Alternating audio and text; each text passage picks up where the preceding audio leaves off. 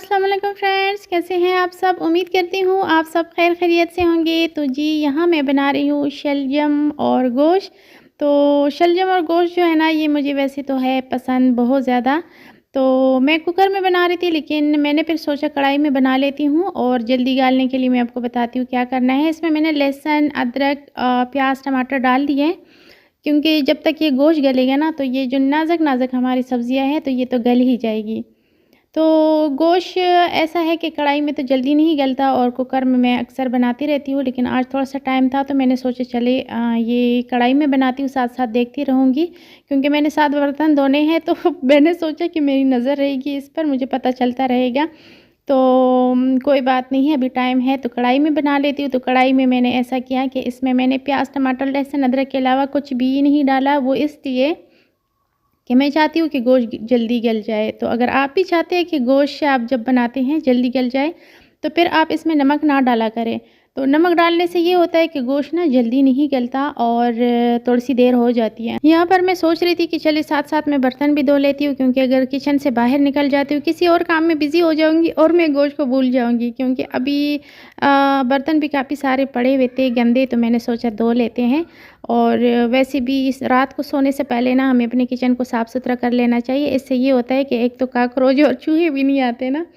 तो बस रात को जब हम बर्तन धोते हैं ना, या तो मैं धोती हूँ या मेरी बहन धोती है, तो फिर ऐसा होता है कि उसमें खाना जितना भी प्लेट में खाना बच जाता है ना, तो वो सारा का सारा, क्योंकि मुर्गियाँ बड़ी शौक़ से फिर रंग बिरंगी खाना खाती है ना, तो वो सारा का सारा ना फिर मैं हम लोग ना एक बर्तन में डाल देते हैं, और सुबह फिर जब मुर्गियों को खाना डालना हो तो उसमें डाल देते हैं। तो इससे ये होता है कि एक तो रिज़्क़ की कदर भी होती है ना, कि मतलब ज़ाया नहीं करते। तो और दूसरी बात ये है कि जब हम कचरा फेंकते हैं तो कचरा थोड़ा कम होता है।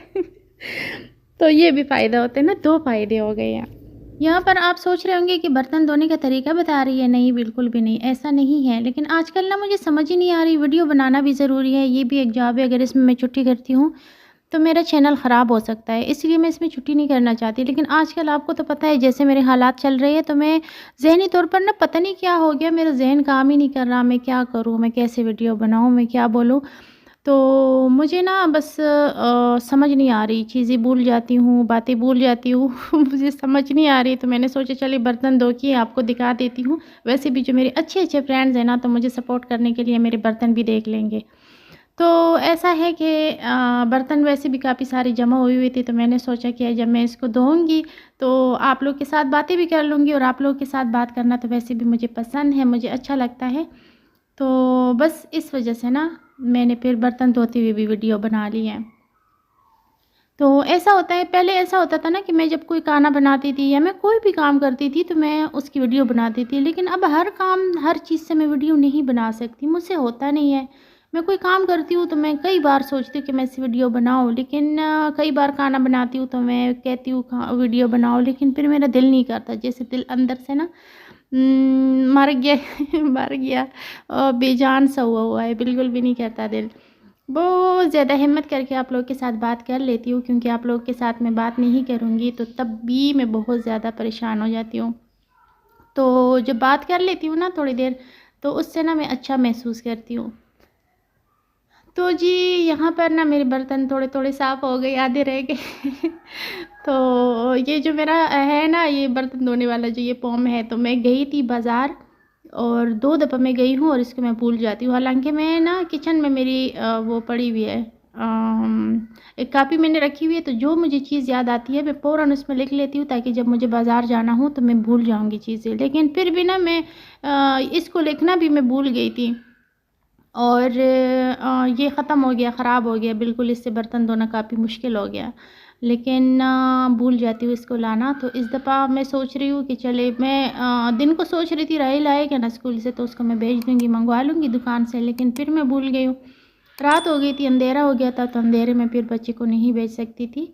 तो बस इस वजह से अक्सर कुछ चीज़ें रह जाती है। सर्दियाँ स्टार्ट हो गई है ना, तो पानी भी काफ़ी ठंडा होता है, तो इसके लिए मैंने गर्म पानी तो रख दिया। मैंने कहा कोई जैसे दूध का बर्तन है या इस तरह के कुछ बर्तन होते हैं ना, चिकनाई होती है, तो वो सही से साफ़ नहीं होते ठंडे पानी से।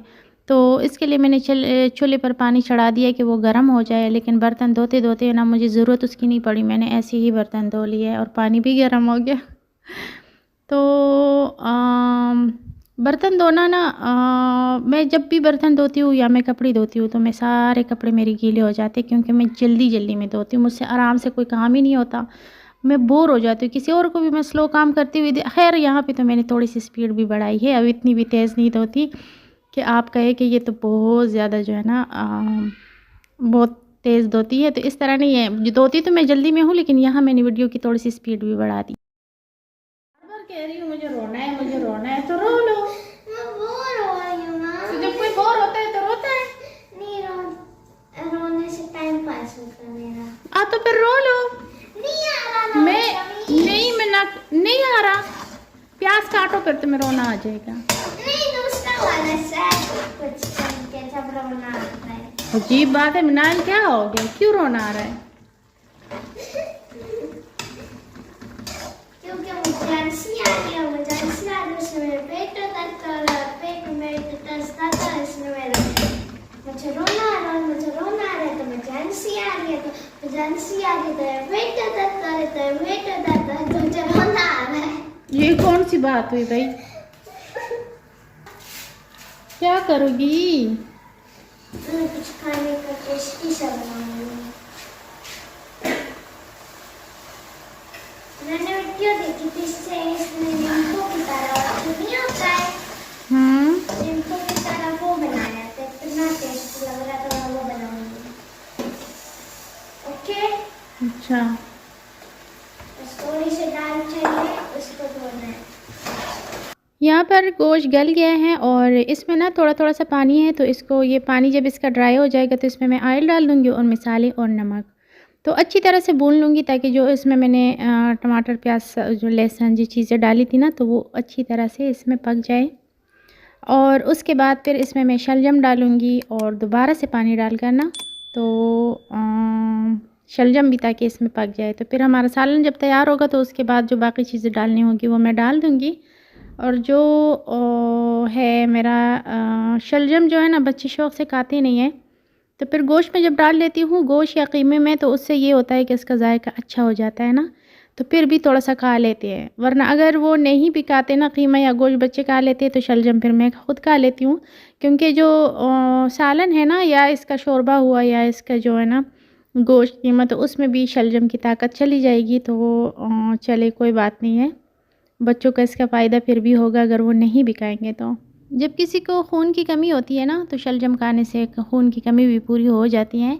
और बचपन से हम खाते आए हैं क्योंकि खेत में जाकर ना, तो हम निकाल कर खाते रहते थे शलजम। तो अच्छे होते हैं, जायका भी इसका अच्छा होता है, इतना बुरा नहीं होता, लेकिन कुछ लोग खाते ही नहीं हैं और मेरे बच्चों को भी नहीं पसंद, बिल्कुल भी नहीं पसंद, लेकिन मैं फिर भी खिला लेती हूँ। अगर उनको कोई चीज़ उनके लिए सही हो ना कोई खाना और उनको पसंद ना हो, तब भी मैं खिला ही लेती हूँ। तो शलजम को भी अच्छी तरह से मैंने इसमें भून लिया और फिर मैंने इसमें पानी डाल दिया और फिर मैंने इसको रख दिया है, मतलब बहुत ज़्यादा तेज़ नहीं किया, आंच हल्की पे रख दिए, दरमियाना आंच पे मैंने रख लिया है। और तब मैंने अपने बाकी काम जो मेरे रहते थे तो वो मैंने कर लिए और इसको ढक लिया। तो थोड़ी देर में ये फिर इसका जब पानी खुश्क हो जाएगा ना शलजम, तब तक तैयार हो जाएंगे। शलजम जल्दी गल जाते हैं।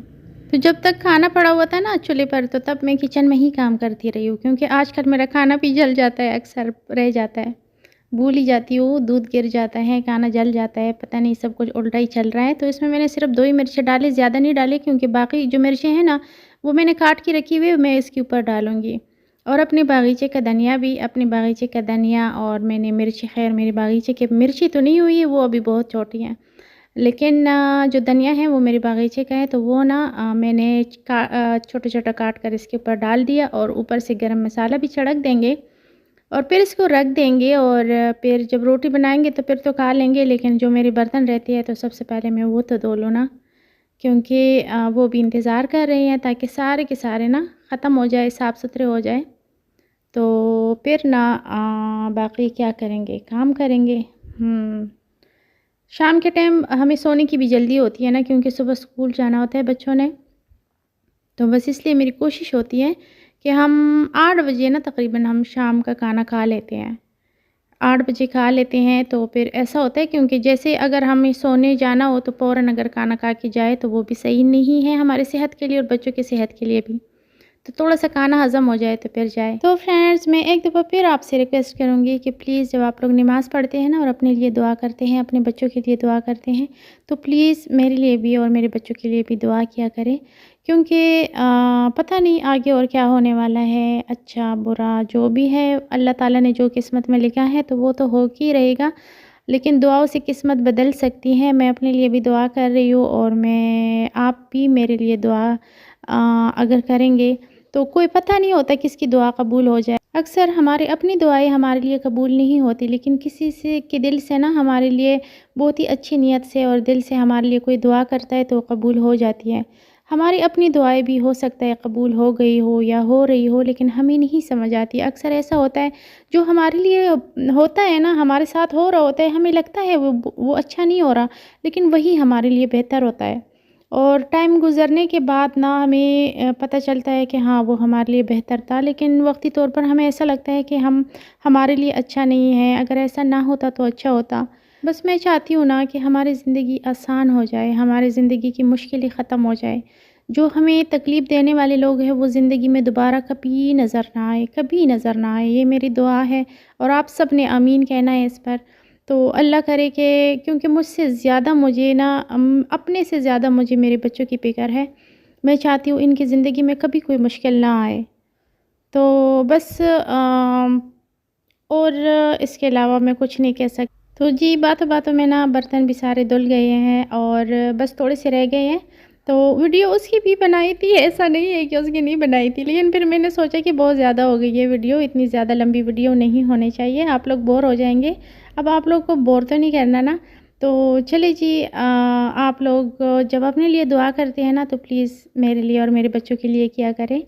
और अल्लाह ताला आप सब की ज़िंदगियों में बहुत सारी खुशियाँ लेके आए और कभी भी जो भी ये मेरी वीडियो देख रहे हैं, कभी भी उनकी ज़िंदगी में ऐसा वक़्त कभी ना आए जो आज मेरा है। तो उम्मीद करती हूँ आज की वीडियो अच्छी लगी होगी और वीडियो देखने के लिए बहुत शुक्रिया। अल्लाह हाफ़िज़।